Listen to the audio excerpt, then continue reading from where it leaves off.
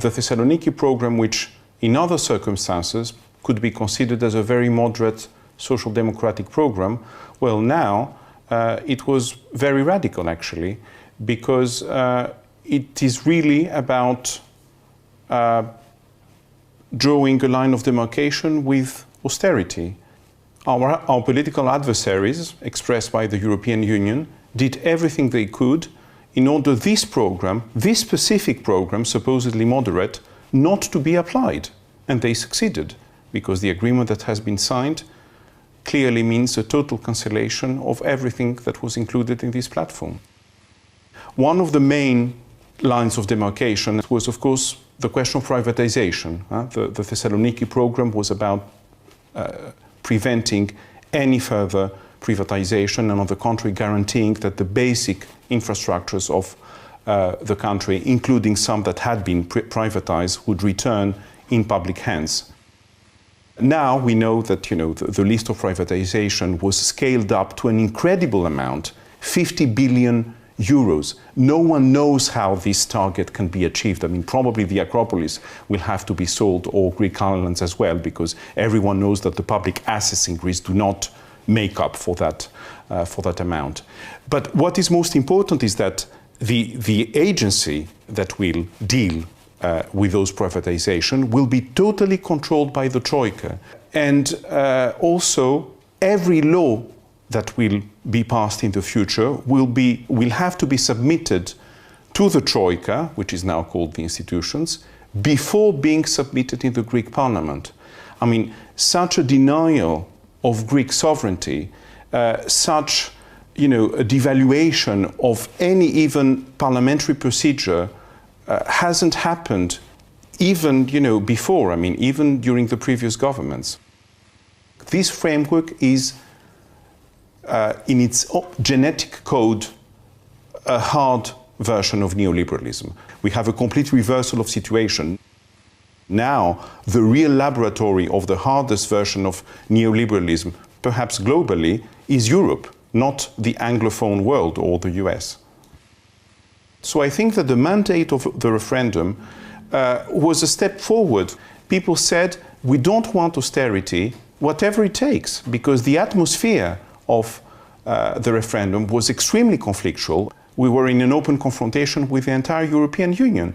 And the Greek people, in an overwhelming majority of 62%, said, go ahead, don't give up. What happened during those 6 months wasn't any negotiation. What is a negotiation in which the final point is much worse than the starting point, actually? It was a pure brutalization of the Greek government by the European institutions, and it's really a recolonization of Greece that is happening, and that is very systematically and consciously planned with this signed agreement. The real issue is that pensions will be reduced, wages will be even further reduced, that people will receive absolutely absurd taxes to pay, that the Greek debt will become even more unsustainable than it is currently. So these are the real issues that, what's left of a democratic functioning in this country will be destroyed for the whole years to come. But all this will, come to the surface very, very quickly. And the effect of that will be absolutely devastating. What we are entering is a period of deep political destabilization, of deep political turmoil, out of which it will be, I would say, either a radical left option or a radical right-wing option that will emerge.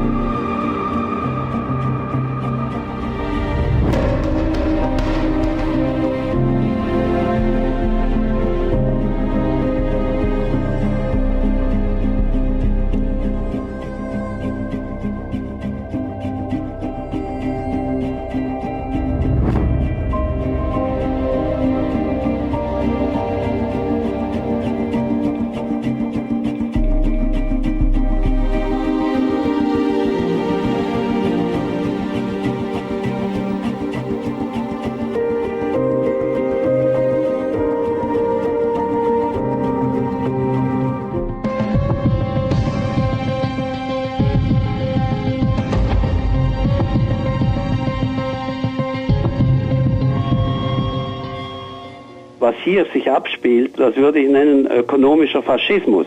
Und da steht Deutschland sehr stark dahinter. Und Deutschland ist also da in einer Gefahr, in eine braune Welle reinzukommen. Und das sollte man in Deutschland wirklich nicht tolerieren.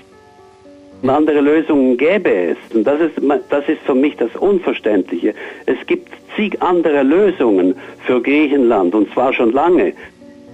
Ich glaube, die Oststaaten wie Russland und China, die vertreten irgendwie eine Tao-Philosophie. Und die Tao-Philosophie beinhaltet, ohne Aggression wirst du deinen Feind bezwingen. Mit anderen Worten, wenn die eine Delegation nach Griechenland schicken würden, könnte das interpretiert werden als eine Aggression an den Westen. Und das wollen die nicht. Aber wenn Griechenland die Initiative ergreift und sagt, wir möchten gerne von euch Hilfe haben und das mit ihnen diskutieren, wären die sofort bereit. Ich kann mir kaum vorstellen, dass es ohne diesen Druck von Washington zu diesem Horrorszenario gekommen wäre. Und der Druck, der muss sehr stark sein, denn da liegt die NATO dahinter. Griechenland ist eines der wichtigsten, wenn nicht das wichtigste NATO-Land für Europa mit einer unheimlich strategischen Position. Und man muss wissen, dass mehr als 50% des Bruttosozialprodukts der USA hängt von Kriegen und Konflikten ab, also von der Waffenproduktion. Der Tsipras macht mir auf keinen Fall den Eindruck, dass er käuflich ist. Er macht mir einen ganz integren Eindruck an sich, dass er so reagiert gegen die Stimme des Volkes. Das kommt mir ganz, ganz komisch vor. Da muss etwas viel, viel Stärkeres dahinter stecken, als wir sehen. Deshalb glaube ich, dass er unter unheimlichen Druck ist. Unter Umständen ist er sogar unter Todesdruck. Es gibt ja eine ganze Geschichte von Präsidenten, die unter Druck gesetzt wurden. Falls sie sich nicht dem amerikanischen Diktat fügen, wurden sie dann tatsächlich auch umgebracht. Und dass es so ist mit Tsipras, ich weiß es nicht, ich habe keinen Beweis, aber es würde mich nicht überraschen. Und ich kann mir auch vorstellen, dass es tatsächlich um die NATO geht, um den Druck auf Russland und um ein sozialistisches Land auszuschalten, also Regime Change. Deutschland wird als das große Instrument der Amerikaner in Europa gebraucht, um Europa praktisch zu entmachten. Und solange es so Schäuble und Merkel gibt, ist das ganz einfach möglich. Eine gemeinsame Währung ohne eine gemeinsame Politik, das heißt eine Föderation von souveränen Staaten, die sich auch solidarisch unterstützen, ohne so ein Konstrukt von Europa ist eine gemeinsame Währung gar nicht möglich. Aber das war gar nicht vorgesehen, so eine Organisation wie eine Föderation von souveränen Staaten in Europa zu haben.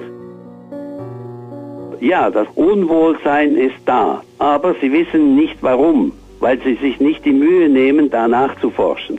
Und die Armen, also die 99%, haben es nicht fertiggebracht, in Solidarität zusammenzustehen. Die haben ja die Mittel nicht, die es zum Beispiel dem 1% möglich machen, die 99% zu manipulieren.